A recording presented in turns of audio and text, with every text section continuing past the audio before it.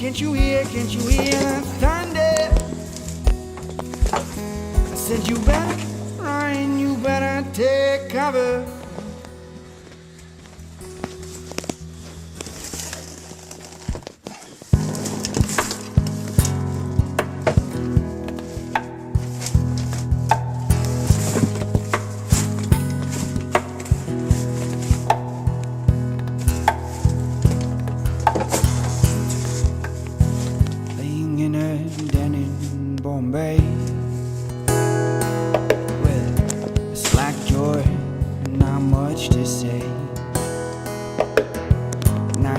To the man he trying to tempt me. Ooh, because I come from the land of plenty. And he said, do you come from a land down under, where women glow and men plunder?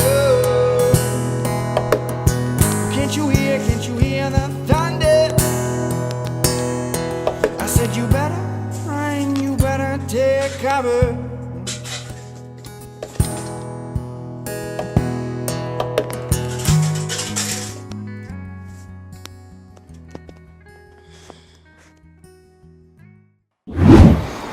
Okay, for what it's worth, here goes.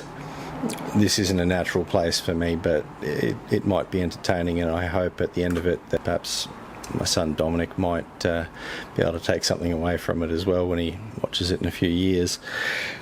It's become, and you'll have to forgive me, I've got a few notes here.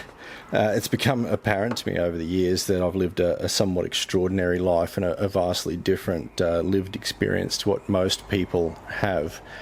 It doesn't mean I'm an author though, so writing a book on some of these things I don't think I'd be up to. Doing it on video, at least the concept proved easier. So I'm a locksmith. Life experience has been pretty much hilarious. So I'm just going to refer to my list, and some folk might shoot us a message and go, hey, that's the story I want to hear. So I've got a few here. Well, being shot at, numerous stabbings, federal police drug bar.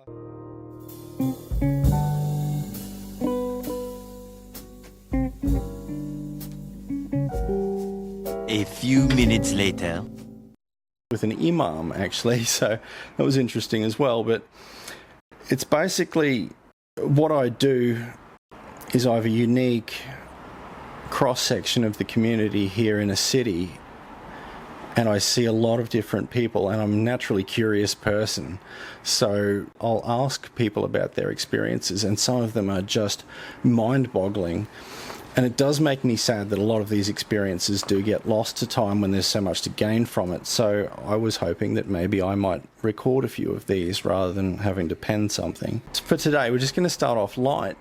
It was near the end of the day and I was driving up a hill. So I'll try and do this. So I was driving up a hill and I've looked across out the window to my right, and it was about 5:30, 6 o'clock.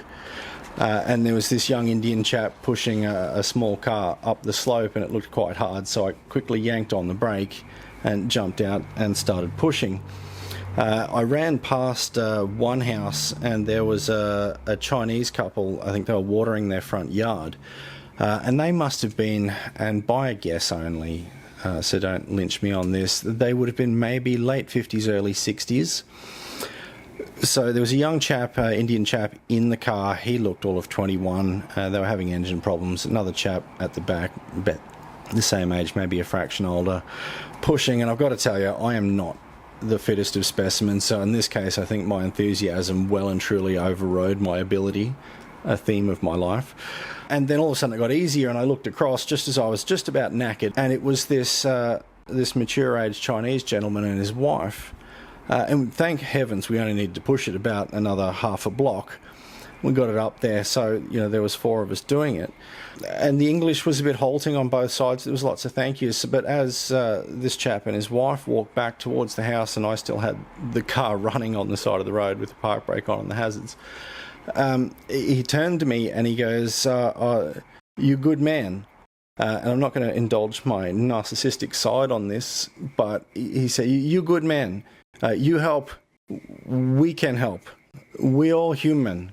Thank you." And with that, they walked inside. And it was only when I got into the vehicle and I started driving, I got to thinking of a few things, and that was, if you look deeper into it, the Chinese and the Australians have had friction over COVID. The Indians and the Chinese have had friction over border disputes during the same period.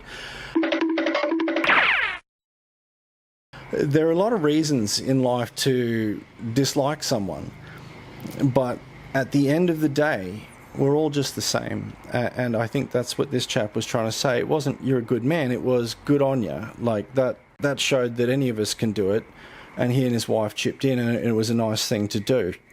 So with that said, I'm going to keep trying to give in to my weaknesses just a little less every day and be a better person. And there's a final postscript: always remember to never take yourself too seriously, because it's altogether too hot here in Queensland. So you just got to do what you got to do to get by.